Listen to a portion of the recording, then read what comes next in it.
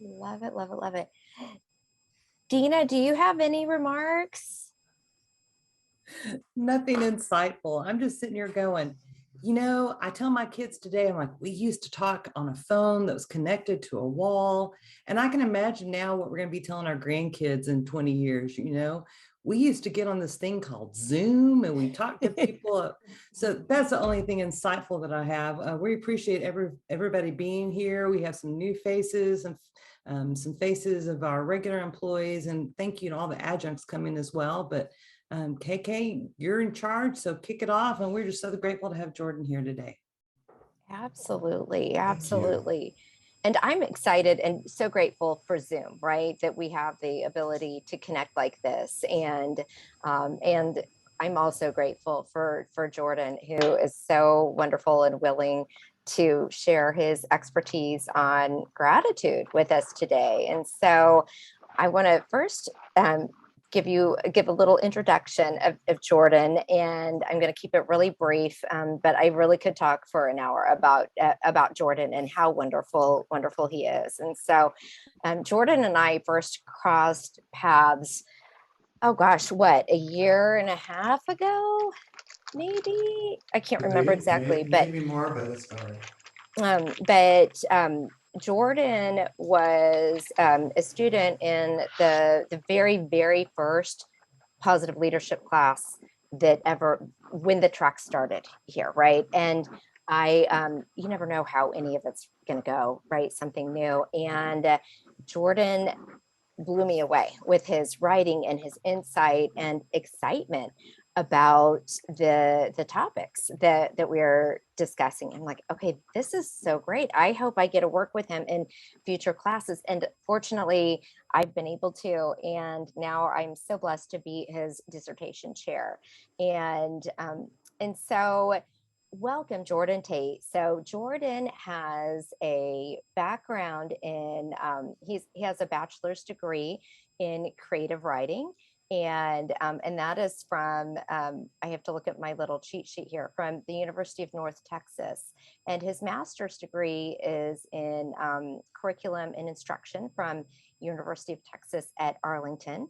And now he is a student in the EDD program, and he is on the positive leadership track.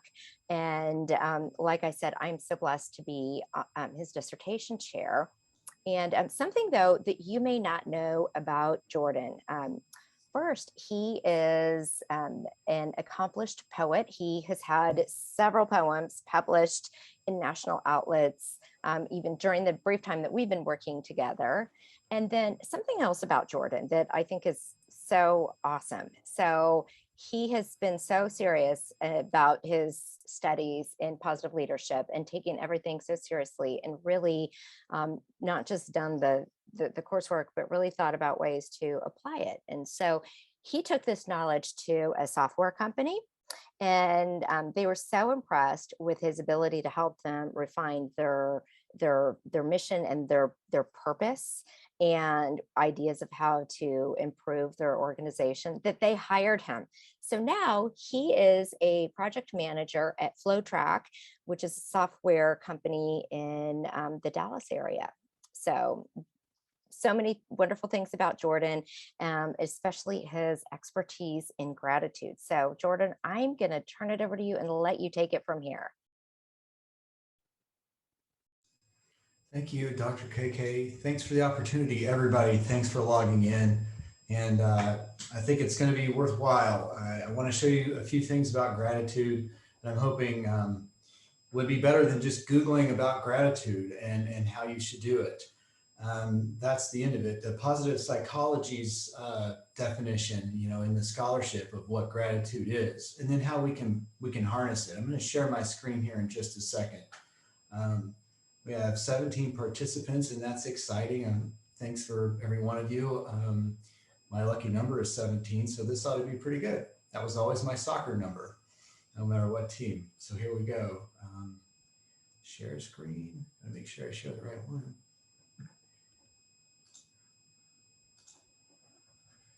All right. Can you see my screen? I see people nodding. Since you brought up FlowTrack and the influence the positive leadership track has had on a real software company. I just wanted to share this. Wasn't part of the plan, so I'm already off script, Dr. KK. But these mission statements, this mission statement, vision, and core values all came out of the studies of the positive leadership track and how these things need to be assembled. They were assembled in a special way using the input of FlowTrack team members. And they went forward with it and they published it on their website. And it guides a lot of the conversations and the professional development, the new interim newsletters and that kind of thing there. So we're already making an impact, and this stuff is a big deal. Now for the presentation. I'm going to share I'm going to start the slideshow, but to be straight with you, I'm a little concerned that I won't be able to see the chat. This could get strange. So Dr. KK, you may have to take care of the chat when that happens, because I would really appreciate your responses today. A couple of places I want to hear mainly about your experiences. I've got the chat for you. Thank you. You're welcome. Thank you. Okay, the benefits of gratitude in its many forms. We're going to talk about the definition of gratitude as I've been reading about in positive psychology and positive organizational scholarship, but we're going to hone in too on the different angles. I say forms, but really the different angles. There's me wearing one of my favorite shirts, and then here's the overview. What is gratitude? Deceptively simple, this word. We hear the word a lot, but a lot of terms in positive psychology are deceptively simple in that they are complex constructs that really matter knowing the definitions, because that's how we get the most benefits from gratitude, is really knowing how to do it and how to use it. So why is it good? And then how gratitude really works. And then finally, strategies to harness gratitude. I want you to take away some ideas, not necessarily doing exactly what I show you, but I want you to take away some ideas about how to better practice gratitude, how to practice it, how to practice feeling it yourself more, and how to practice expressing it to others. A little more about my dissertation topic, a little more about me. This is where I am in the ACU program right now, as I'm beginning to work on the dissertation. I now work for a software company, and my target is software developers. I want to know how predictive gratitude levels are at work to their level of job satisfaction. This is, software developers have seen little attention in this field of research thus far, and almost no attention has been on the gratitude. And I feel like this is a problem because, you know, there's a major shortage worldwide, actually, of software developers.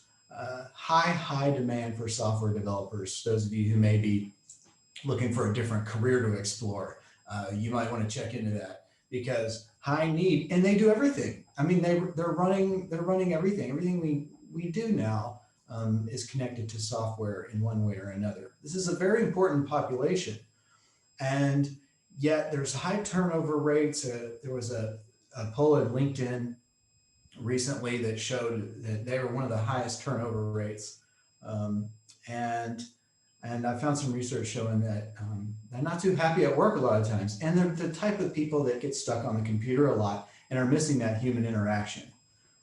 So that's my passion.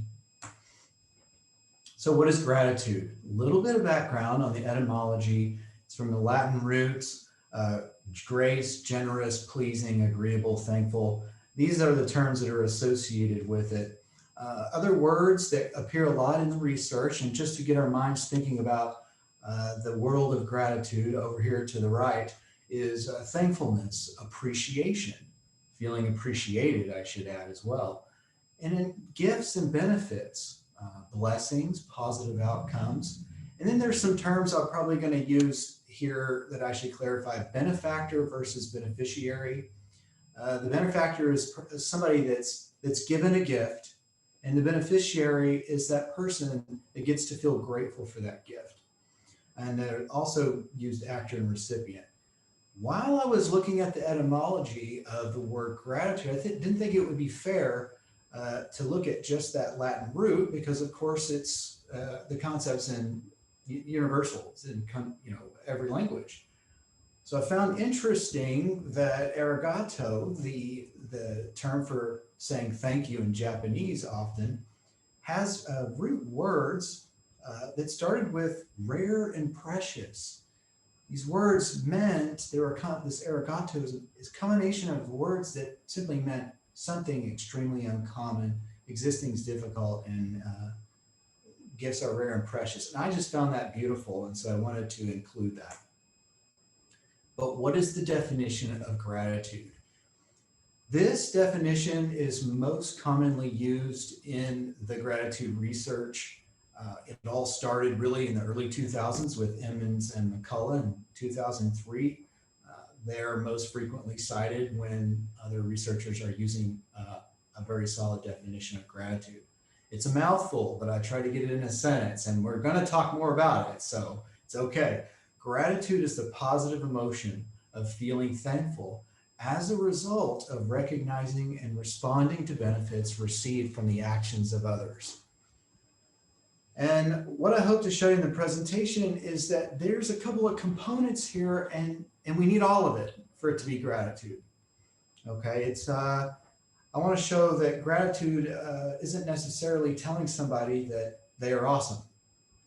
That's a good thing to do, but it's not quite an expression of gratitude according to the definition I'm suggesting is very powerful.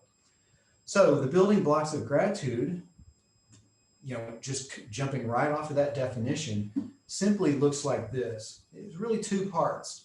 You've got to recognize the benefit, and this is the thinking, okay? There's thinking and feeling involved, and then they also have to attribute it to a benefactor. So it's not enough to like things and see things that are good in your life.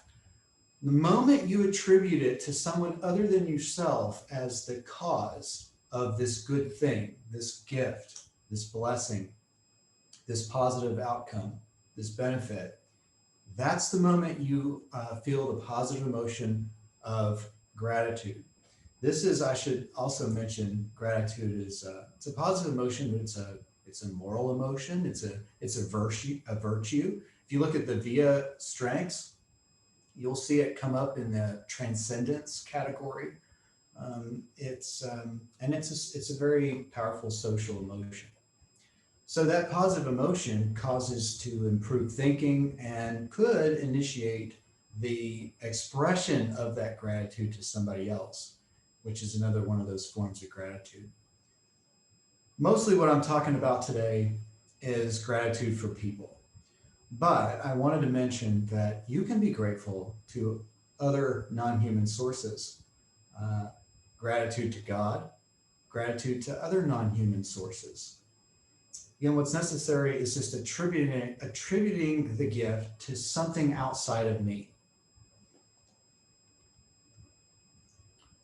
Quickly looking at gratitude as it appears frequently in prayer, I just have on the slide here a few examples of what's commonly used as structures for prayer.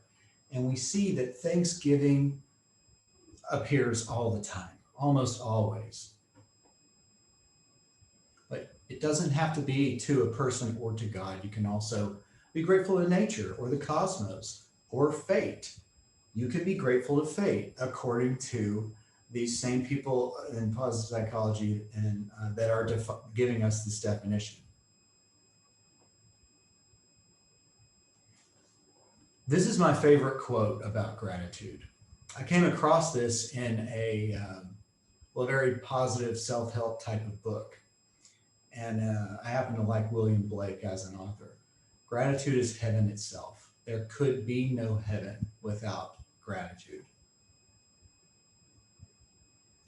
I have a little exercise for you on the next quote. This is a quote. If you Google this quote, see if you can fill it in, but as you're thinking about it, if you Google this quote, you're going to see that it's being attributed to Brene Brown. But I found in a peer-reviewed journal that Benjamin Franklin originally said this. So either Brene Brown didn't know or did know and got this from Benjamin Franklin, or Benjamin Franklin got this from Brene Brown. I will let you decide. How did you do? I tell this quote in so many words to my kids and to myself because I don't want to be spoiled, and I'm susceptible to being spoiled because I've been raised in an upper class home, and I have a lot of good things in my life. Things have been given to me, and the same thing with my kids. And I try to tell my son, you know, I'm giving you this, whatever I'm giving you, and you know, if you're grateful for it, that's what's going to keep you from being spoiled. Otherwise, you know what? You're at risk for being a spoiled brat. There's a big gratitude gap. This is what's interesting about gratitude. I'll read some of these statistics and you can look at them for yourself, but the gap is basically this. We all think gratitude is great. We all think gratitude can lead to success. We all think gratitude is something we would like to see and that would make us feel good to receive. We would like people to express their appreciation to us. But the gap is that for some reason or reasons, we don't act like it. So, for example, look at the top left, 87 to 90% feel grateful. 94 and 96% believe a grateful person is going to be more successful. And yet, 48% express gratitude on a regular basis. These numbers are a major contrast. There's some kind of discrepancy here. Why? Why aren't we doing this? At work, most people would like to feel better and would like to be appreciated by their boss, and that would help them feel better. Yet, 60% never express gratitude, or rarely, and 67% don't receive gratitude frequently from their colleagues. But we all like it, and we all think it's great. So something's strange here. I read in another article recently, some suggestions for this is that about 150 years ago, there was a pretty huge push for individualism, the idea of entitlement, and even the wave of self-help and self-help books started to push against the emphasis on the importance of gratitude. The self-help thing's ironic though, because actually you can boost your confidence by experiencing more gratitude.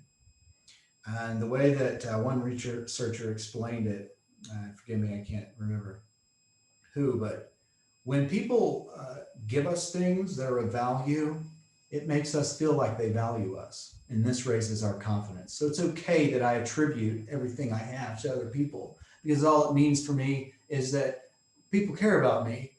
God, humans, fate's in my favor, if that's your non-human attribution. Briefly, the benefits. And again, this presentation isn't I didn't want it to be something where I'm just talking you into thinking that gratitude is great. We saw the stats. Most of us think it's great. There are some really interesting benefits out there for all three categories here. I'll mention a couple. Physically, several different research articles I've read say that it improves your heart health. They tested this in a couple of different ways, 2 or 3 that I read, as far as it gives you a steadier rhythm compared to people who don't practice a lot of gratitude. It helps people with heart problems recover faster than people who don't. That happened in one study. And it improves your sleep. That's another physical one, which of course also that's been connected to improving your heart. So heart, sleep, among others. Psychologically, just really quick, the most commonly indisputable link through the literature on what are the psychological benefits of gratitude is well-being. It connects highly to well-being. And I'll show you a little bit more as to probably why when I show you the theories here in a second that are used in our research. Social and relational is the other benefit. It brings people together. It makes people feel better. Why is it so powerful? Well, here's where it is as far as how positive it is in the valence, as far as an emotion. I found that this is just one study, Bliss Moreau et al. 2020 on page 1001. These are some of the results that they did. They surveyed about a little over 300 people, and they gave them word associations to try to figure out where all these things fall. And I just can't believe that gratitude is even further towards the positive side than happiness, than joyfulness. I mean, it's unbelievable. So maybe that's why it's so important. And as to why, I don't know, but I could speculate that the reason it's higher than even happiness and joyfulness is because we need connection and we need relationships. And this is a strong bond in relationships. I really want to make sure throughout the presentation by the end I've emphasized really what is gratitude. And I think this equation is very useful. Tesser et al.'s 1968 equation put it this way: perceived intention, that is of the person that gave the gift. Did they mean to give you the gift? Perceived cost. They may have given you a gift, but did it cost them anything? Did they sacrifice for it? And by the way, how altruistic was that cost, was that sacrifice? It wasn't to get something back from you. And finally, may have cost the benefactor a lot, but how much do you value the benefit? So in their literature, in their study, they confirmed, they validated that this was a thing, that all three variables here decided upon how strong gratitude was. It was an interesting study because they wrote different stories and they had participants, they had over 100 college students look at all these different scenarios, these stories, put themselves in the shoes of the narrator or the protagonist rather, and they adjusted these variables, and the numbers came out that these really mattered, and it had a lot to do with the gratitude. I think this is a useful equation. The theories most used as theoretical frameworks for gratitude studies, most mentioned and most confirmed, are these two. One is more of a personal thing, and the other is about relationships. When we feel the positive emotion of gratitude, according to the broaden and build theory, we can think better in the moment, basically. We're more creative, and we get to solving the problem faster, or better, or have better ideas. But because of this, it improves our abilities in the future, our personal resources, as they call it. The other one is the find, remind, and bind theory. Gratitude helps us develop and strengthen our relationships. I'll show you a couple of pictures about these theories before moving on. As you can see here in this blurry picture, my apologies, but I see that it's blurry. Oh well. Gratitude is down here. You can't see my mouse probably, I don't know. Maybe you can. When I feel grateful in the moment, I get new thoughts. And then, oops. And then the idea is that you have more resilience in the future. You have more skills, you have more social support. And of course you get all the other benefits. The find, remind, and bind theories, experiencing gratitude helps people find good relationships. That's the find. It helps people sustain good relationships that already exist, and it enhances interpersonal relationships. This is one example from one study by Williams and Bartlett in 2015. This is their figure 1 from page 3. And this is focusing in on one part was their intention, the find. they were trying to show, or they were asking it, can we find some evidence for the find part of this? Does it help people when gratitude is out in the air? Does it help people find good relationships? They found that it does. So the way they did it was they basically had strangers, they were college students, and with the expression of gratitude, they ended up, feeling a sense of warmth, that's safe, and they also had affiliation intention. These people want to connect with me, and so that makes me want to connect with them. And it's more likely I want to leave you my contact information and maybe a beautiful friendship from there. There are four main things I've kind of swam in and out of so far in the presentation. And I just want to make it clear that these are different forms, they're different angles that are all important. It all starts with feeling grateful, but there's also the idea of expressing that gratitude. Do I turn it into action? If I do, more benefits. I feel better, they feel better.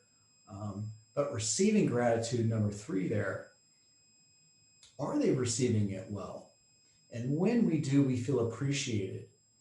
And then 4, actually, this is brand new research, just starting to look at this in the last couple of years, but they started looking at people who happen to just see gratitude happening, gratitude expression among another dyad they're not even involved with. There were benefits to that person. There were, they found elevation and interest in those relationships and doing good things. I have a pop quiz for you. Not necessarily on the stuff I covered, just for fun and to make more points, so I can make more points. Number 1, true or false? You can express gratitude by giving a Starbucks card. Let you think about that one. I'll go through these at the end in fast fashion. True or false? Too much gratitude can lower your confidence. Number 3, I have Pop asked Dr. KK to throw in a last true false question. Okay, so can gratitude have a dark side? Or how about this? I'll word it correctly. Gratitude can have a dark side. True or false? I actually don't see the chat, but there's probably all kinds of true falses happening right now. And feel free to throw those in there, and why you think that. Have a little conversation here. I'll get to read it later. So the first one, true or false, you can express gratitude by giving a Starbucks gift card. Yes and no, true and false. Really, expressing gratitude needs to be saying thank you. It is expressing the feeling of gratitude. You can accompany it with a gift card, but you have to be careful because expression of gratitude is hindered by if they think they've earned it. We don't want to give it as a reward. We want to give it as an expression of gratitude if that's going to be part of it. Jordan, can I read some of these comments? Yeah, please. Okay, well, first of all, Dina says that she would welcome any and all Starbucks gift cards. Okay, so we have that established. Oh, I love it. But and she also said it's not fair being both true and false. Megan Sanders says true, and Linnea Rademacher says that motive matters, which I think, you kind of hinted at that when you talked about that, that equation, the gratitude equation. And then Kippy says to change the Starbucks to chocolate, and boom, yeah, everything changes. But yeah, these are really, they're all really thoughtful, insightful comments, especially the chocolate. That's right. That's right. I even have a citation for the fact that chocolate is the official gratitude gift, expression of gratitude. So I'll share that with you later. Just kidding. All right. Too much gratitude can lower your confidence. I think I did give it away earlier when I said that. I just can't remember the citation. I'll give you a reference list at the end. And then KK, you want to talk about the answer to yours? Oh, there's the hook. Okay. I'm joking. So can gratitude have or gratitude can have a dark side? True or false? It can have a dark side. And, one of the things I see here in the chat, Linnea said, that she thinks gratitude can be dark if you're doing it for the wrong reasons. Boom, absolutely. And so if you're doing it to get something from the other person, then yeah, absolutely. And if it's not sincere, that can do harm, I argue. And Jordan, do you have any other thoughts about the dark side of gratitude? Well, I can tell you, and these are in the references, that I have read that there is a dark side, and there is research on it. They've done some studies, and that tends to be true. For example, remember, and I'll talk more about the receiving of that expression of gratitude. People have preferences, as it turns out. People prefer something that's more personal to less personal. They prefer something that's more detailed to less detailed. To just say thank you it feels good when someone tells me thank you.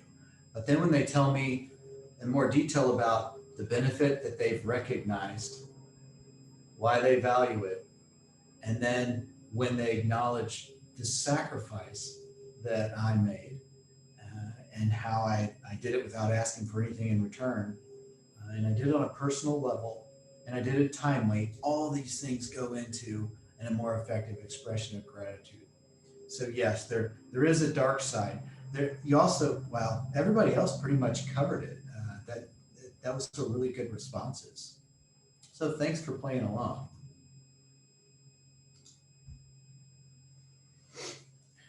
So I just want to clarify the difference between state gratitude and trait gratitude. State gratitude is that feeling of that gratitude in the moment. And having a tendency to feel gratitude in the moment, being more likely to notice and respond to the gifts coming your way around you, that's trait gratitude. We call that dispositional gratitude. You may have seen that in my dissertation model that I'm testing this dispositional gratitude at work. I want to look at the tendency to feel grateful. And that's important in research because I'm not trying to induce gratitude on the spot and then say that it means a whole lot about the future. And trait gratitude is more like that virtue of gratitude that via strength, you can build on that as per the whole idea of your via strengths. And so that's really important. And that's really what we want to improve is our trait gratitude. How do we do that? If you Google, and now we're going to get into some practices, and this is onto the tail end of the presentation. If you try to Google about gratitude journaling, you'll get a lot. There's a lot out there. If you search for a gratitude journal on your Amazon shopping cart, you'll again find a lot of them out there.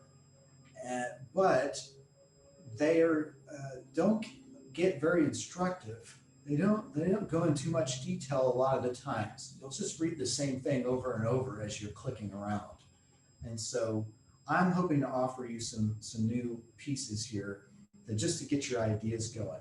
So gratitude journals and gratitude lists, by the way, are about the most common intervention that I've read about when they're talking about gratitude interventions and how those help, which they do. And I just want to show you some things based upon what is gratitude. What's the real definition of gratitude being used that I think is functional to know. So the two components from the Emmons and McCullough 2003 is recognizing the benefit and then attributing it to a benefactor.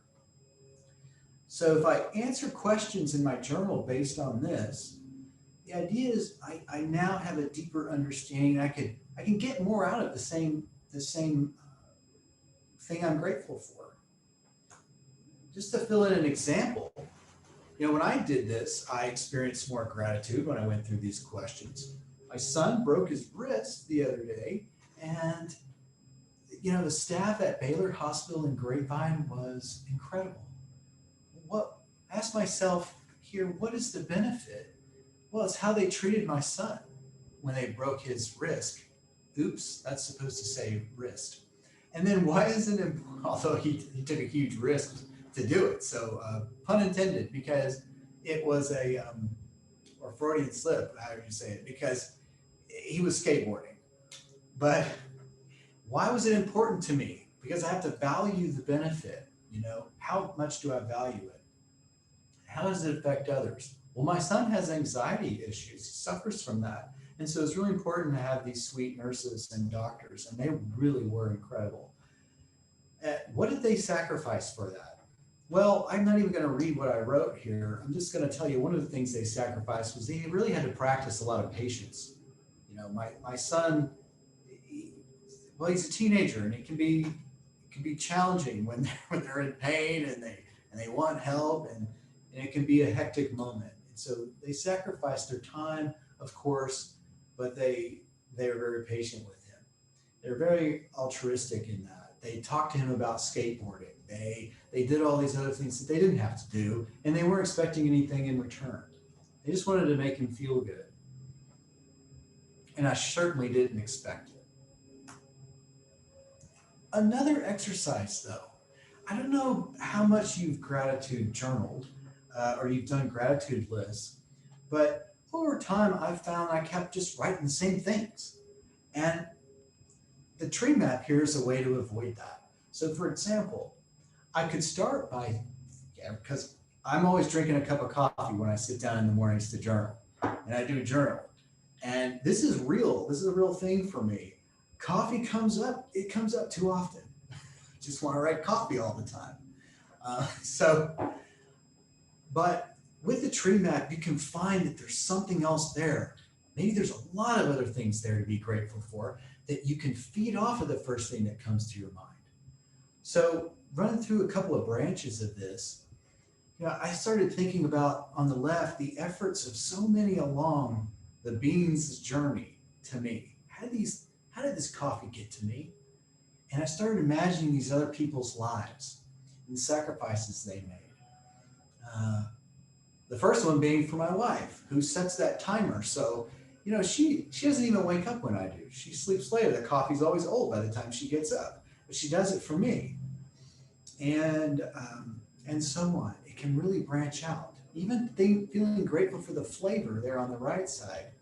I started thinking about stuff totally random after that. The dentist that said I had good teeth. Because that's what I was paranoid about. I've been drinking coffee a long time. I was pretty paranoid. I'm like, I know I'm hurt. I know my teeth are yellow. I don't know. But that dentist made me feel great about it. He told me, in fact, that he drinks coffee. So the dentist can do it. Your teeth are okay.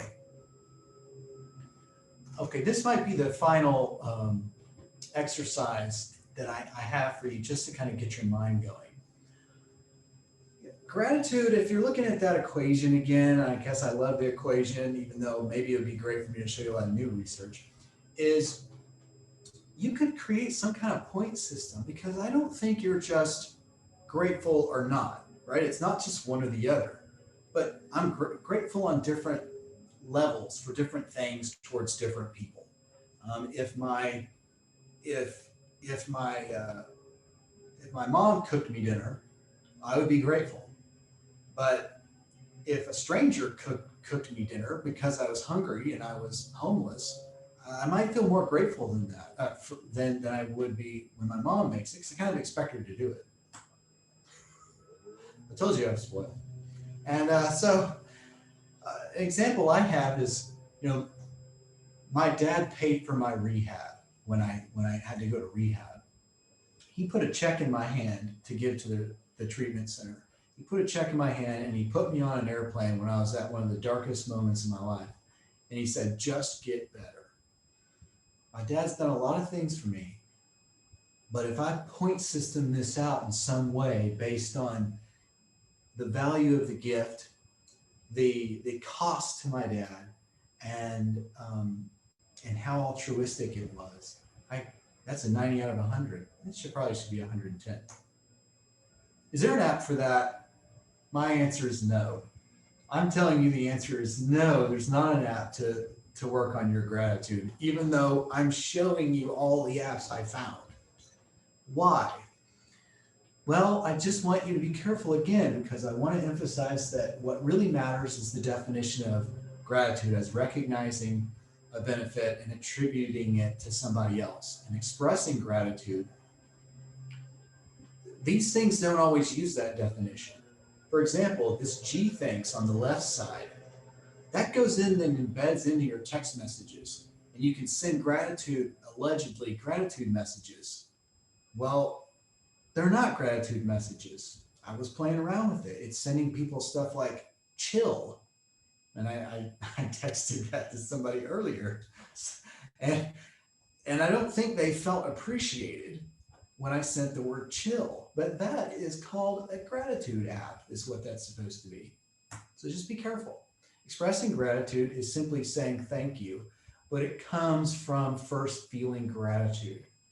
I guess what I want to emphasize on this slide is that it's more than just being polite. It's not the polite thank you, even though, again, that's probably nice.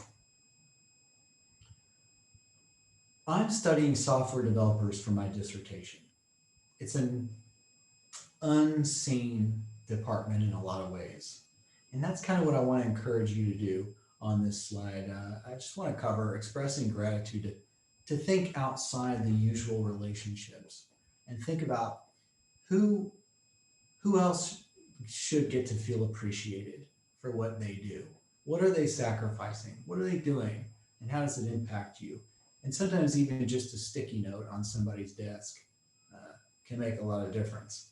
Dr. KK and I talked about this earlier, that, we actually save that kind of thing. Someone gives me a thank you card or puts a sticky note on my desk, I save it. I've got all kinds of old notes and things like that. It means a lot to us. The receiving gratitude goes back to that dark side we want to avoid. We want to make sure people understand those motives, or it's not very effective. We want to make sure they understand how we feel gratitude, not just that we want to reward them or give them an honorable mention at the meeting. Carden et al. In 2021 found that expressing gratitude in the workplace might only be as effective as it's perceived by the receiver of the expression of gratitude. If that felt like loopity-loop, it does, because these different forms of gratitude, I get, you can really confuse yourself. But the bottom line is, you can want to express gratitude, then you can express gratitude, but what's really important is that they get the message and that they understand. 68% in the Carden et al. 2021 study reported feeling significantly bothered when people didn't express thanks to them. And maybe some of them were, but they didn't feel like it. They didn't feel like they were. I'll read you this quote, and then you can speed read the last piece there at the bottom. But whether helpers receive gratitude or not makes a difference for their eudaimonic well-being. And I guess I wanted to read that one too, because I wanted to challenge myself on the spot to pronounce eudaimonic correctly. So in the chat, describe a time you've received an expression of gratitude. And I finally figured out how to read the chats.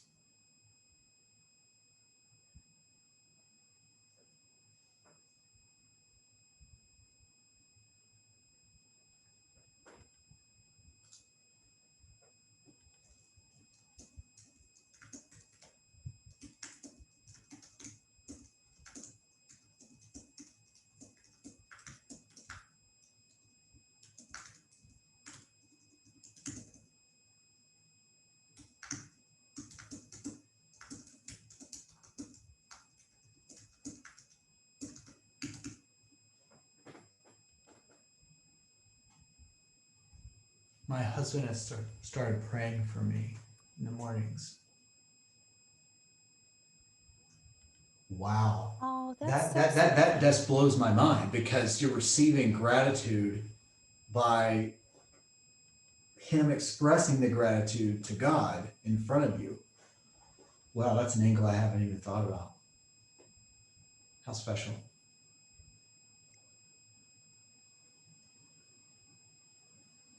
Oh, Core Award. See how powerful gratitude is? Can't talk about it without crying. So I got to tell you this. I had several examples of that tree map gratitude that I had put together, and we couldn't go. There's no point in going through all of them. But one of the ones I had on here was, I started with my brother. I'm grateful for my brother. In the tree map, by the end of the tree map, I don't think I would have been able to get through it. I don't think I would have been able to share with you guys. I would have been crying.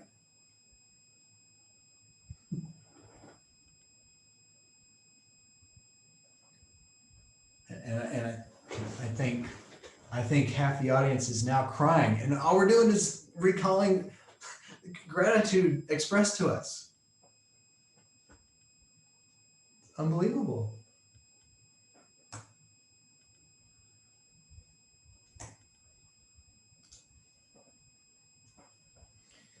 Witnesses to this benefit as well. To give you a little picture to make sure we understand the difference between a witness, you have two people expressing gratitude. Sorry about that. One's expressing gratitude to the other for something that they did. This witness sees this and good things come of it. So, when you express gratitude in public, you don't even know. We don't even realize how much impact it's having in this collective gratitude, and through the find, remind, and bind theory, how much impact it's having on the positive environment around us. I told you this witnessing gratitude is just now getting looked at, and you can see here the dates of this. Hot off the press, Walsh et al. 2022 found that witnessing gratitude increased elevation, like I was mentioning earlier, well-being and life satisfaction.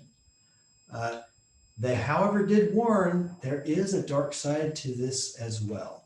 Watching one's parent express gratitude to a sibling could make a witness feel guilty, and so on. Page 13.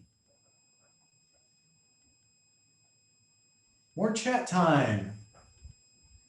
If you haven't shared on one of these that's been asked this in a different way, but what other things can you share with us? This is the chat's better than the presentation. Stories are what's important.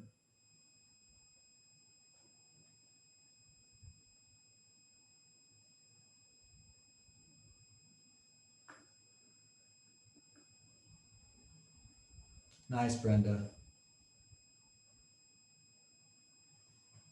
You're welcome, James. I think James is telling me finish. All right, so to recap, 3 things. Gratitude is a positive emotion of feeling thankful as a result of recognizing and responding to the benefits received from the actions of others. Everybody just take a picture of this screen. I really think you'll be glad you did. Just take a picture of this, because you're going to say, what was that exact definition? It was quite a mouthful, but it basically went down to something. That was just the number one is the original one that I showed you. That's the definition. And I just encourage you to be creative in how you practice gratitude and try to feel it, try to discover what you hadn't thought about before, and be creative in how you express it. Thanks for your time.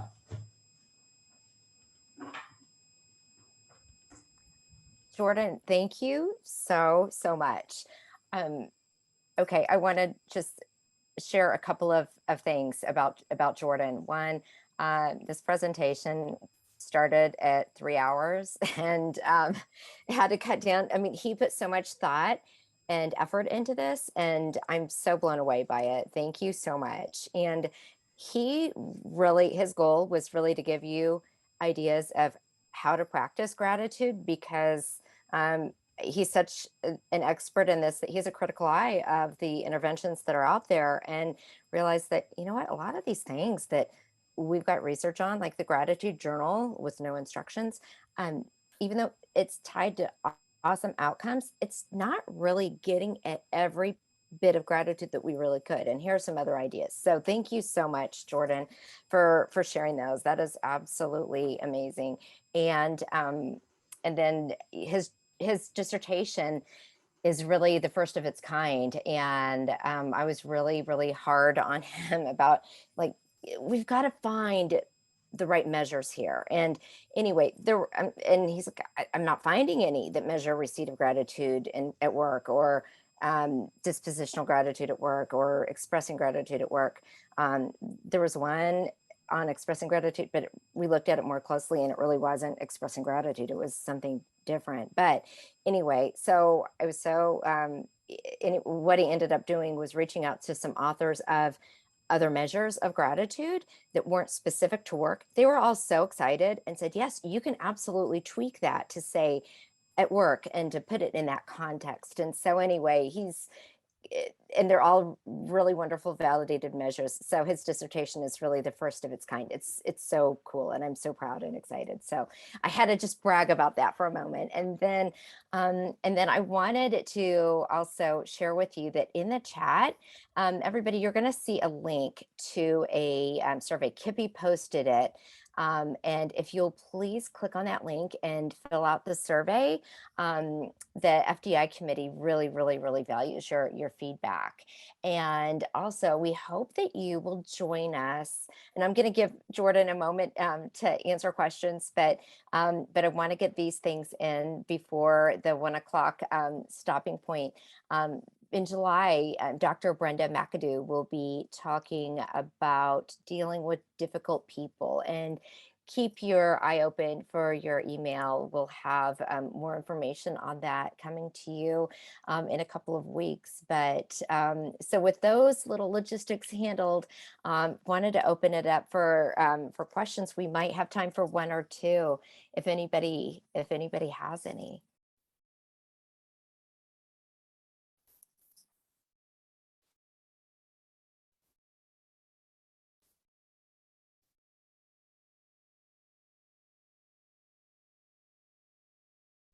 I feel like Jordan covered everything and then some in his presentation.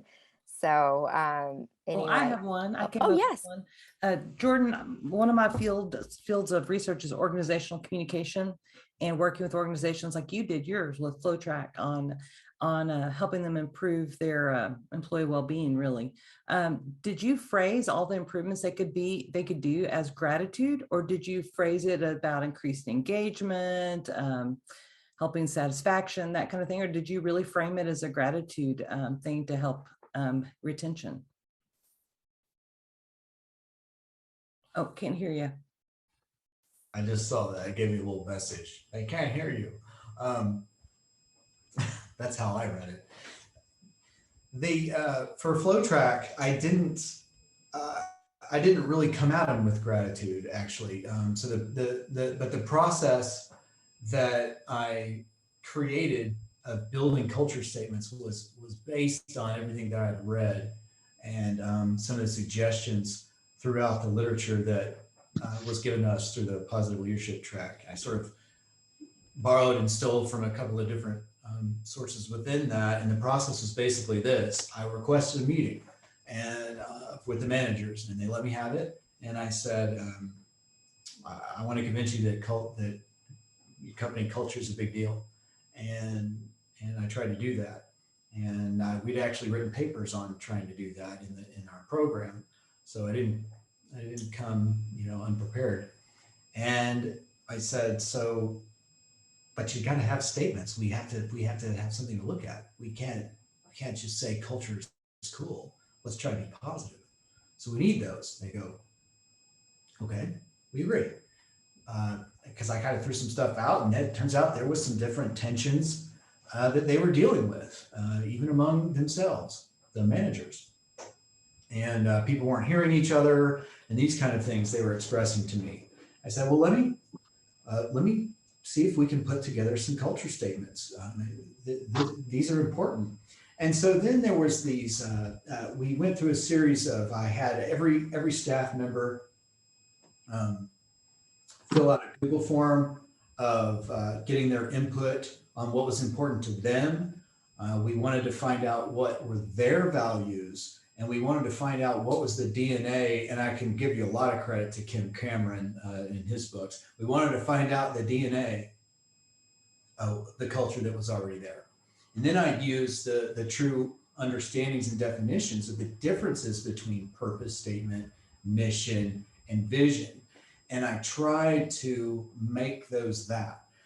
We went through a series of edits where we asked for feedback after we created drafts of the statements. And it finally reached a point where we had everybody agree, at least the managers, back to the managers, and the CEO said, this is it. And I presented it, and they loved it and said, we needed to get it on the website now. And so there's a section in their internal newsletter, happens to be written by me, that is, we include the culture. We try to build that into the professional development blurbs and the highlights. When an employee gets highlighted in the newsletter, it ties back to the culture statements in some way or another. They've exemplified one of the core values that's important to Flow Track, because we're not there for the money. We all make money, but we're going to stay and we enjoy what we do because of our culture statements being lived out. So that was that. Maybe a long answer. Thank you.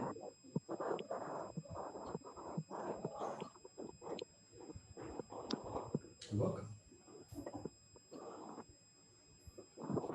That is awesome. And it's amazing that you can take the knowledge and that you've learned and become an expert in and put it into practice like that. It just is such a it says a lot about you and your ability and how you see all of it, and some really special talents that come together there for you to be able to do that and to take it out into the world. That's our dream, and you're already doing it. It's wonderful. You know, I thought I understood gratitude pretty good. And then right before this presentation, I was explaining this last night to my wife about all the ins and outs and how smart I was about gratitude. And then she said something that threw me completely. I almost completely lost it and thought, I don't know if I can do this. I don't know if I'm ready now. She goes, she was telling me a scenario. Well, let's run through one of your scenarios. It's like, well, this guy was grateful for us, what we did at the company, and he threw a dinner for us, and to show he was grateful. And I go, well, it was more like him giving the gift, and so then now you would be the one that's grateful.